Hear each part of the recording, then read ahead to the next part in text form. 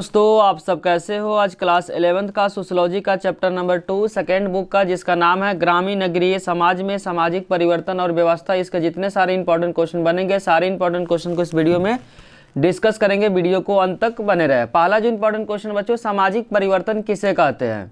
इसको आंसर को ध्यान से समझना बच्चों। आंसर है वह परिवर्तन, ध्यान रखें, वह परिवर्तन जो सामाजिक संबंधों से जुड़े, वह परिवर्तन जो सामाजिक संबंधों से जुड़े, जो डायरेक्ट या इनडायरेक्ट हर इंसान समाज में क्या हो, डायरेक्ट और इनडायरेक्ट किसी भी पर्सन से क्या जुड़ा हुआ है, जो सामाजिक परिवर्तन कहलाता है। बोलना चाह रहा कि वह परिवर्तन जो सामाजिक संबंधों से जुड़ा हो। सामाजिक संबंध में किस तरीके से इंसान जुड़ा रहता है, या तो कोई डायरेक्ट जुड़ा हुआ रहता है या इनडायरेक्ट जुड़ा हुआ रहता है। जैसे कि कोई अगर इंसान क्या धन दौलत उसके पास बहुत ज़्यादा है, लेकिन फिर भी अगर तबीयत खराब हो जाएगा तो डॉक्टर से क्या करेगा, कंसल्ट करेगा। तो वो भी क्या हो गया, एक तरह से इनडायरेक्ट, जो धनी पर्सन है वही डॉक्टर से क्या इनडायरेक्ट रूप से जुड़ा हुआ, क्योंकि जब उसका तबीयत खराब हो तो किससे मिलेगा, डॉक्टर से मिलेगा। तो हर एक इंसान किसी न किसी फॉर्म में डायरेक्ट या इनडायरेक्ट रूप में हर एक इंसान एक दूसरे से क्या है, जुड़ा हुआ है। वही क्या कहलाता है, सामाजिक परिवर्तन कहलाता है। दूसरा पॉइंट है बच्चों, यह निरंतर चलते रहता है। यह हमेशा क्या करेगा, ये चलते ही रहेगा, कभी भी खत्म नहीं होगा। वहीं बोलना चाह रहा है जो समाज का जो परिवर्तन है हमेशा क्या होगा, चलते रहेगा। और तीसरा जो इंपॉर्टेंट पॉइंट है बच्चों, इसमें सामाजिक जो परिवर्तन होता है क्या होता है, तुलनात्मक होता है। तुलनात्मक होता है, कंपेयर करते हैं। जो पुराने जो अतीत है उसे हम लोग क्या करते हैं, कंपेयर करते हैं कि पुराने समय में क्या चल रहा था, अभी के समय में क्या चल रहा है, उसको क्या करते हैं, कंपेयर करते हैं। कंपेयर का मतलब होता है तुलनात्मक करते हैं। जो कि अतीत, अतीत का मतलब हो जो पुराना समय जो बीत गया हुआ की स्थिति वर्तमान समय की तुलना में मददगार साबित होता है। बोलना तुलनात्मक होता है जो अतीत की स्थिति की, अतीत की स्थिति का मतलब जो पुराने समय जो बीत गया हुआ है, जो अभी के समय में कंपेयर करने में क्या होता है, हेल्प मिलता है। कि पुराने समय में और अभी के समय में क्या है, बहुत सारे चेंज होगा। अभी क्या मॉडर्न कल्चर की तरफ हम लोग मूव कर रहे हैं। पहले पुराने जो परंपरा है उसको क्या कर रहा है, धीरे धीरे खत्म हो रहा है। परिवर्तन तुलनात्मक होता है क्योंकि जो अतीत की स्थिति, जो बीते हुए स्थिति वर्तमान समय में जो कंपेयर करने में क्या मिलता है, मददगार मिलता है। अब हम स्टार्ट करेंगे बच्चों क्वेश्चन नंबर 2। क्वेश्चन बच्चों सेकंड नंबर में, आंतरिक परिवर्तन किसे कहते हैं। दो तरह का परिवर्तन बच्चों, एक है आंतरिक परिवर्तन, आगे पढ़ेंगे हम लोग बाह्य परिवर्तन। तो पहले अभी पढ़ते हैं बच्चों आंतरिक परिवर्तन किसे कहते हैं। तो इसका ध्यान से समझना है, किसी समय काल में यदि पिछले युग के मुकाबले कुछ नयापन दिखाई पड़े, उसी को हम लोग क्या बोलते हैं, आंतरिक परिवर्तन बोलते हैं। बोलना चाह रहा है किसी भी समय काल में यदि पिछले के मुकाबले में किसी भी प्रकार का अगर चेंज हो रहा, किसी भी प्रकार का चेंज अगर देखने को मिल रहा है, तो उस परिवर्तन को बोलते हैं बच्चों आंतरिक परिवर्तन। फिर से रिपीट कर देते हैं। बोलना चाह रहा है किसी भी समय काल में, समय के अकॉर्डिंग यदि पिछले युग के मुकाबला में, पिछले समय के मुकाबला में कुछ अगर आपको नयापन दिखाई दे रहा है, तो वह क्या कहलाता, आंतरिक परिवर्तन कहलाता। पहले से भी बोल सकते हैं बच्चों, बैलगाड़ी हुआ करता था, लेकिन धीरे धीरे समय परिवर्तन जब हुआ तो अभी क्या हुआ, व्हील्स हो गए, 4 चाका के 3 चाका के क्या हो, गाड़ी आ गए। तो वहीं बोला समय के साथ किसी भी प्रकार का आपको परिवर्तन दिख रहा तो वह क्या कहलाता, आंतरिक परिवर्तन कहलाता। जैसे कि एग्जाम्पल में हम बताएं कि पहले के समय में बैलगाड़ी हुआ करता था, बैलगाड़ी से आदमी एक जगह से दूसरे जगह जा करते थे, लेकिन धीरे धीरे जब समय चेंजिंग हुआ तो उसके बाद क्या गया, व्हील्स आ गए, 4 चक्के के गाड़ी आ गए। तो वहीं बोला समय के साथ किसी भी प्रकार का आपको चेंजिंग दिख रहा वह क्या कहलाता, आंतरिक परिवर्तन कहलाता है। अब हम लोग पढ़ेंगे बच्चों बाह्य परिवर्तन किसे। आंतरिक परिवर्तन को समझने में आपको किसी भी प्रकार का डाउट हुआ है तो कमेंट बॉक्स में लिखिए। अब हम लोग स्टार्ट करेंगे बाह्य परिवर्तन। ये दोनों क्वेश्चन पेपर के पॉइंट ऑफ व्यू से बहुत इंपॉर्टेंट है बच्चों। अब हम लोग पढ़ेंगे बाह्य परिवर्तन किसे कहते हैं।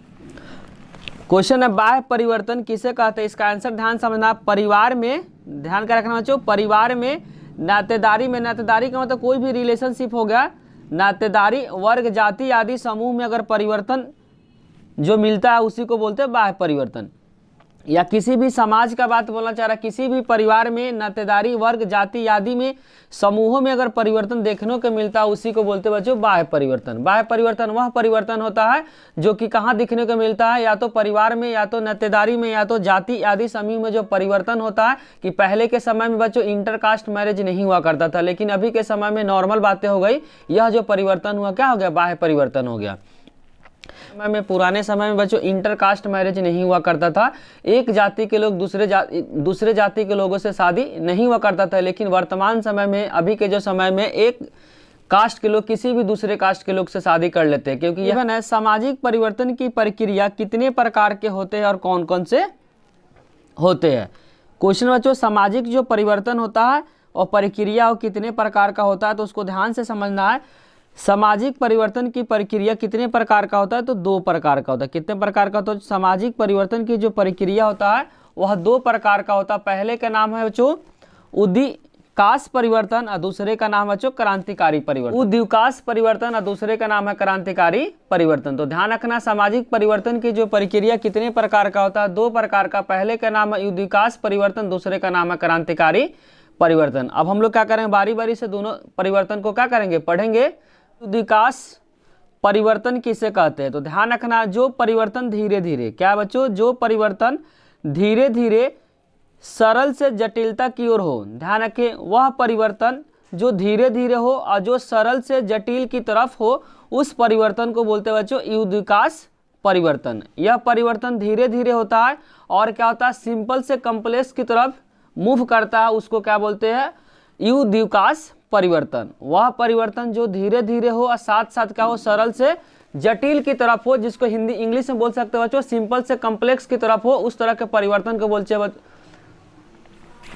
जो परिवर्तन धीरे धीरे सरल से जटिलता की ओर उसे उद्विकास परिवर्तन बोलते हैं बच्चों। जो परिवर्तन धीरे धीरे सरल से जटिलता की ओर उसे क्या बोलते हैं, उद्विकास परिवर्तन कहते हैं। इंग्लिश में बोलेंगे बच्चों सिंपल से कॉम्प्लेक्स की तरफ हो, लेकिन धीरे धीरे होना चाहिए। जो परिवर्तन धीरे धीरे सिंपल से कॉम्प्लेक्स की तरफ हो, उसको बोलते हैं युद्विकास परिवर्तन। और हिंदी में बोलेंगे सरल से जटिलता की ओर लेकिन धीरे धीरे हो, उस परिवर्तन को बोलते हैं बच्चों युद्विकास परिवर्तन। अब हम लोग पढ़ेंगे बच्चों नेक्स्ट क्वेश्चन, जो क्रांतिकारी परिवर्तन किसे कहते हैं। नेक्स्ट जो क्वेश्चन बच्चों, क्वेश्चन नंबर 6 में क्वेश्चन है कि क्रांतिकारी परिवर्तन किसे कहते हैं। ये भी क्वेश्चन क्या है, पेपर के पॉइंट ऑफ व्यू से बहुत इंपॉर्टेंट है बच्चों। पढ़ते हैं कि क्रांतिकारी परिवर्तन क्या होता है। जो परिवर्तन तुलनात्मक होता है, तुलनात्मक का मतलब कंपेयर कर सकते हैं। जो परिवर्तन तुलनात्मक रूप से अचानक हो, क्या हो, अचानक हो या शीघ्र हो, उस तरह के क्रांतिकारी को बोलते हैं बच्चों क्रांतिकारी परिवर्तन। यह परिवर्तन क्या होता है, तुलनात्मक होता है, कंपेरेटिव होता है, कंपेयर कर सकते हैं। लेकिन ध्यान रखें बच्चों, ये अचानक होता है, वह धीरे धीरे होता है, लेकिन वो सिंपल से कॉम्प्लेक्स की तरफ मूव करता है। लेकिन जो क्रांतिकारी परिवर्तन होता है, जो परिवर्तन क्या होता है, तुलनात्मक रूप से अचानक और शीघ्र होता है, उस तरह का परिवर्तन को बोलते हैं बच्चों क्रांतिकारी परिवर्तन। तो क्रांतिकारी परिवर्तन अगर पेपर में आ गया तो ध्यान रखना, यह परिवर्तन क्या होता है, तुलनात्मक होता है लेकिन अचानक या शीघ्र होता है, उस तरह का परिवर्तन को बोलते हैं बच्चों क्रांतिकारी परिवर्तन। तो बच्चों गिवन है सामाजिक परिवर्तन के प्रकार या स्रोत के कारण कौन कौन से। ध्यान रखना चाहिए, जो सामाजिक जो परिवर्तन होता है, जो चेंज देखने को मिलता है, उस चेंज का कारण बताना कौन कौन से होता है। तो पहला ध्यान रखना बच्चों पर्यावरण है। पहला जो परिवर्तन होता है, सामाजिक परिवर्तन होता है, किसके कारण से होता है, तो ध्यान रखना बच्चों पर्यावरण के कारण होता है। दूसरा क्या होता है, तकनीक, तकनीक को बोलते हैं इंग्लिश में टेक्नोलॉजी के कारण होता है।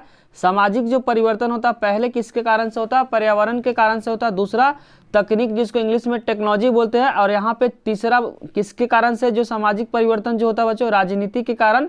और चौथा ध्यान रखना बच्चों, किसके कारण से सामाजिक परिवर्तन होता है, तो संस्कृति के कारण से सामाजिक परिवर्तन होता है। पहला ध्यान रखना पर्यावरण है, दूसरा तकनीक है जिसको टेक्नोलॉजी बोलते हैं, राजनीति है, और चौथा में क्या है, संस्कृति है। अब बारी बारी से हम लोग क्या करेंगे, चारों के बारे में पढ़ेंगे कि सामाजिक परिवर्तन किस किस कारणों से होता है, उसका स्रोत कौन कौन से। तो पहला पर्यावरण पर है, दूसरा तकनीकी पर है, तीसरा राजनीति, या चौथा संस्कृति। तो बारी बारी से हम लोग क्या करेंगे, चारों को डिस्कस करेंगे। तो पहला क्या बच्चों, पर्यावरण। तो हम लोग पढ़ेंगे पर्यावरण के रिलेटेड।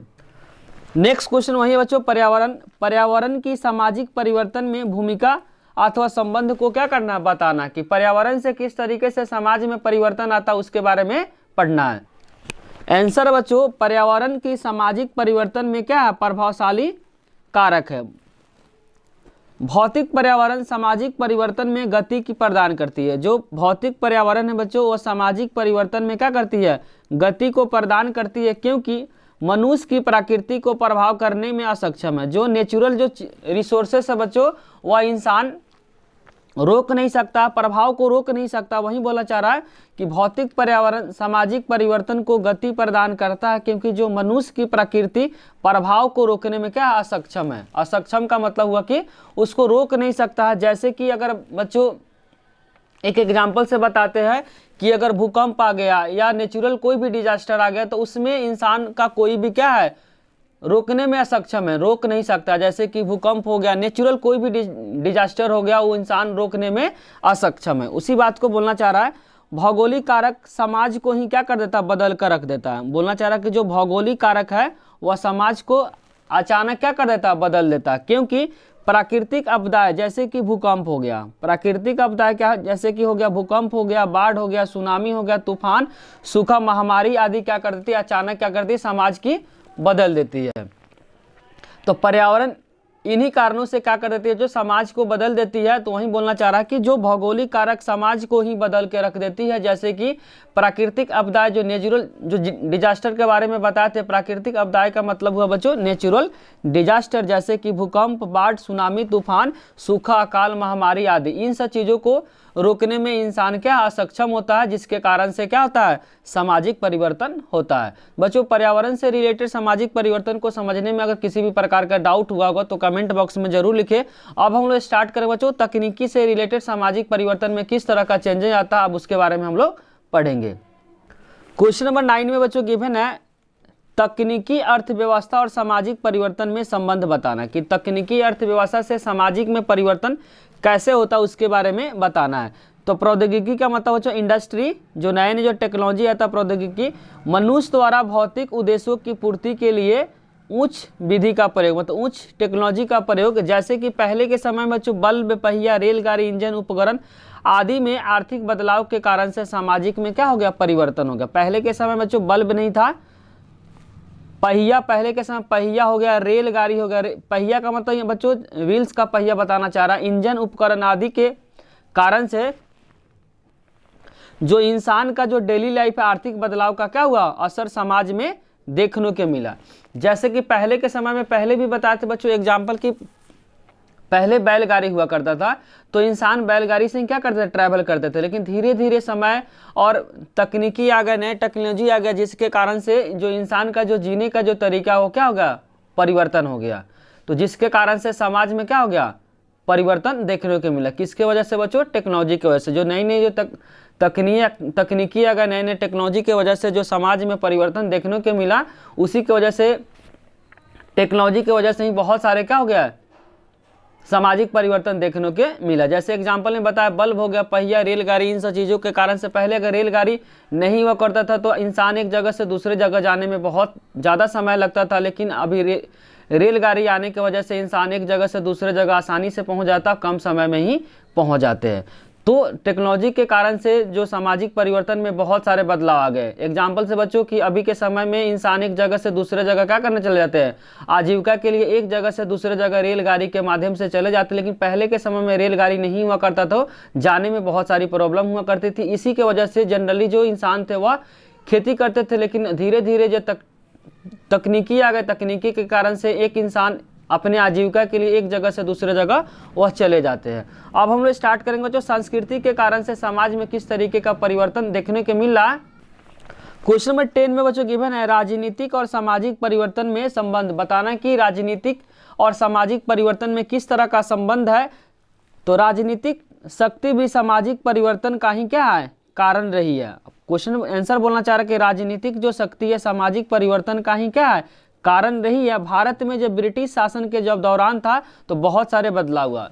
जब अपना देश आज़ाद नहीं हुआ था, आज़ाद होने से पहले बेसिकली जब देश अपना क्या था, गुलाम था, उस समय वही बात तो बोलना चाह रहा, भारत में ब्रिटिश शासन के दौरान जब भारत के अंदर ब्रिटिश का, अंग्रेजों का जब शासन था, उस समय क्या क्या निर्माण हुआ था, कानून निर्माण हुआ था, सड़क निर्माण, शिक्षा की क्रांति, बहुत सारी क्रांति आई थी, जिसके कारण से क्या होता, समाज में परिवर्तन आता। और यह एमसीक्यू के लिए बहुत इंपॉर्टेंट बच्चों अभी जो बताने जा रहे हैं, 2006 में नेपाल में राजतंत्र व्यवस्था की जगह पे लोकतंत्र व्यवस्था आई थी। पहली बार अगर एमसीक्यू के फॉर्म में क्वेश्चन आएगा कि नेपाल में पहली बार लोकतंत्र कब आई थी, तो ध्यान रखना बच्चों 2006 में आई थी। लेकिन बीच में फिर से डिस्टर्बेंस हो गया, 2015 के बाद कंटिन्यूअस वहां पे लोकतंत्र चल रहा। लेकिन पहली बार अगर पूछेगा नेपाल में पहली बार राजतंत्र के जगह पे लोकतंत्र कब आई थी, तो 2006 में आई थी। लेकिन बीच में क्या होता, डिसकंटिन्यू हो गया था। लेकिन 2015 से वहां पे हमेशा अभी चलते आ रहा बच्चों लोकतांत्रिक। लेकिन पहली बार पूछेगा तो 2006, कंटिन्यूअस पूछेगा तो 2015। नेक्स्ट इंपॉर्टेंट क्वेश्चन बच्चों, सांस्कृतिक और सामाजिक परिवर्तन से संबंध। व्यक्ति के व्यवहार या कार्यों में क्या हो गया, बदलाव हो गया। जो संस्कृति से समाज में किस तरीके का बदलाव हुआ, तो व्यक्ति का जो व्यवहार है, जो बिहेवियर है, और जो कामों में क्या हो गया, बदलाव हो गया। महिलाओं की स्थिति भी क्या हो गया, बदल गई। जैसे जैसे समय में बच्चों बदलाव, उसी तरीके से महिलाओं की स्थिति क्या हो गई, सही हो गई। पहले के समय महिलाओं के साथ बुरा व्यवहार हो करता था, घर से बाहर निकलने नहीं देता, घर के अंदर ही उनको काम करना पड़ता, लेकिन नए नए जो कानून आए उनके अनुसार महिलाओं की काफ़ी स्थिति अच्छी हो गई और धार्मिकता हो गई। पहले के समय में पुराने बहुत सारे जो कुरीति थे उसको अपनाते थे, लेकिन धीरे धीरे जो शिक्षा की वजह से पुराने जो कुरीति है उसको धीरे धीरे क्या करते, शिक्षा के कारण से धीरे धीरे क्या हो गए, समाप्त हो गए। अब हम लोग स्टार्ट करेंगे बच्चों चार्ल्स डार्विन सिद्धांत, जो पेपर के पॉइंट ऑफ व्यू से बहुत बहुत इंपॉर्टेंट है, इसको मार्क करें बच्चों। क्वेश्चन नंबर जो 11th है पेपर के पॉइंट ऑफ व्यू से बहुत बहुत इंपॉर्टेंट है बच्चों। क्वेश्चन नंबर जो 11th है वो पेपर के पॉइंट ऑफ व्यू से बहुत इंपॉर्टेंट है। क्वेश्चन है चार्ल्स डार्विन का द्विकाशीय सिद्धांत क्या है। तो ध्यान रखना बच्चों, डार्विन के अनुसार शुरुआत में प्रत्येक जीवित प्राणी सरल होते थे, क्योंकि उनको सिर्फ खाने से मतलब रहता, बाकी फ्यूचर के बारे में कोई भी बातें को नहीं सोचते थे। वहीं बोलना चाह रहा चार्ल्स जो डार्विन के अनुसार जो स्टार्टिंग में जो आरंभ में जो प्रत्येक जो जीवित प्राणी था जिसमें प्राण था वह सरल था, बहुत ही सिंपल था, लेकिन कई शताब्दी के बाद, ध्यान से समझना बच्चों, कई शताब्दियों के बाद धीरे धीरे अपने आप को प्राकृतिक वातावरण के अनुसार, बोलना चाह रहा है बच्चों डार्विन के अनुसार शुरुआत में जो प्रत्येक जीवित जो प्राणी थे सरल थे, लेकिन कई शताब्दियों के बाद धीरे धीरे अपने आप को प्राकृतिक वातावरण में ढालकर मनुष्य क्या हो धीरे धीरे बदलते रहे। बोलना चाह रहा कि इन्वायरमेंट में बच्चों ढालकर मनुष्य अपने आप को धीरे धीरे क्या हो गए, बदलते रहे। और आगे लिखा डार्विन के सिद्धांत के योगतम की उत्तरजीविता के विचार पे बल दिया। अब यहाँ योगतम और उत्तरजीविता के विचार क्या होता है बच्चों, तो ध्यान रखना है इस क्या है बच्चों, योगतम उत्तरजीविता का विचार पे बल दिया। किसने बल दिया था, तो चार्ल्स डार्विन ने दिया था। अब होता क्या है इसके बारे में समझते हैं। केवल वही जीवधारी रहने में सफल होते हैं जो अपने पर्यावरण के अनुरूप अपने आप को ढाल लेते हैं। जो जीवित जो प्राणी होते हैं बच्चों अगर पर्यावरण के अनुसार नहीं ढालते हैं तो वह क्या करते हैं, समय के साथ धीरे धीरे क्या होते हैं, लुप्त हो जाते हैं, खत्म हो जाते हैं। वही होता है बच्चों योगतम उत्तरजीविता। वही बात बोलना चाह रहा है, केवल वही जीवधारी जिसमें जान है रहने में सफल वही होते हैं जो पर्यावरण के अनुरूप अपने आप को ढाल लेते हैं।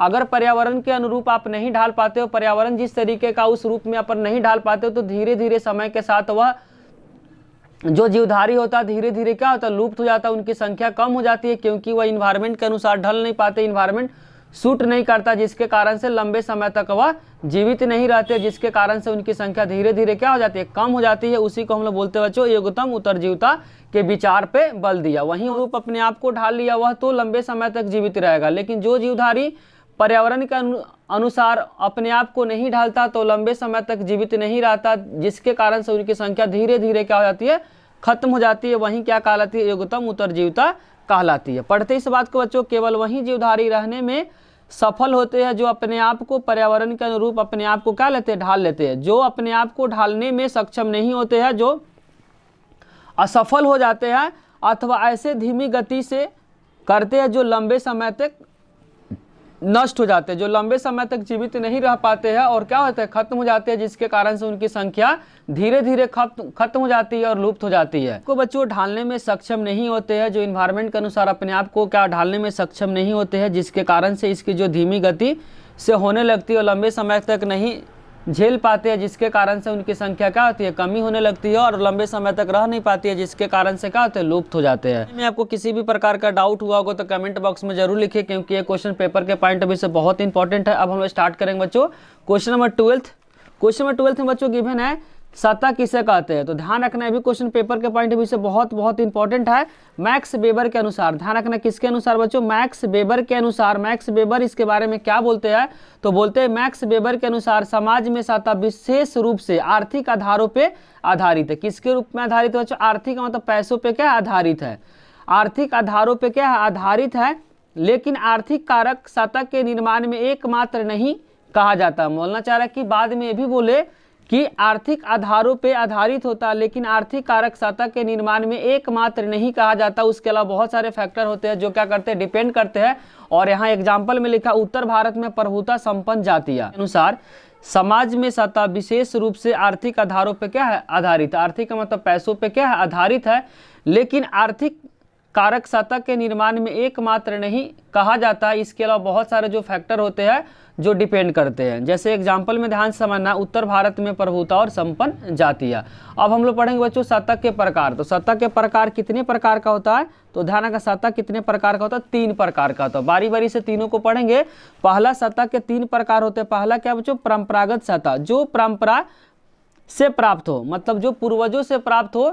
जैसे पहले के समय में बच्चों राजतंत्र था तो राजा का बेटा ही क्या बनता था, राजा बनता था। उस तरीके को जो सत्ता मिलता है उसको बोलते सत्ता, जो क्या पूर्वजों का देन है, उसमें किसी भी प्रकार का कोई भी नहीं है। इस तरह कब होता था बच्चों, राजतंत्र में होता था। राजतंत्र में क्या हो, राजा जब मर जाता था उसका जो पुत्र बनता था वहीं क्या बनता था, राजा बनता था। उस तरह को सत्ता को बोलते हैं बच्चों परंपरात्मक सत्ता। अब हम लोग पढ़ते हैं कानूनी सत्ता। दूसरा जो बच्चों कानूनी सत्ता जो क्या होता है, कानून से प्राप्त होता है। बच्चों परंपरात्मक सत्ता जो परंपरा से प्राप्त, जैसे कि जो राजतंत्र में होता था, राजतंत्र में राजा जब मर जाता था उसका पुत्र क्या होता था, उत्तराधिकारी बनता था। उस तरह को सत्ता को बोलते हैं बच्चों परंपरात्मक सत्ता। कानूनी सत्ता जो कानून से क्या होता है, प्राप्त होता है, उसको बोलते हैं कानूनी सत्ता। तीसरा ध्यान रखना करिशात्मक सत्ता जो होता है, जो पीर से, जादूगर, कलाकार, धार्मिक गुरुओं से जो प्राप्त होता है। करिशात्मक सत्ता वह सत्ता होता है जो पीर से, जादूगर और कलाकार, धार्मिक गुरुओं से प्राप्त होता है, उसको बोलते हैं करिशात्मक सत्ता। इसी के साथ बच्चों पार्ट नंबर 1 में जितने सारे इंपॉर्टेंट क्वेश्चन थे, सारे इंपॉर्टेंट क्वेश्चन को डिस्कस कर दिए। जो रिमेनिंग क्वेश्चन जो बचा हुआ क्वेश्चन को उसको पार्ट नंबर 2 में लेकर आएंगे। अगर बच्चों वीडियो अच्छी लगे तो लाइक, कमेंट और सब्सक्राइब करना चैनल को ना भूले। कोई भी डाउट हो तो कमेंट बॉक्स में जरूर लिखिए, साथ साथ दोस्तों के साथ शेयर करना भी ना भूले। Thank you.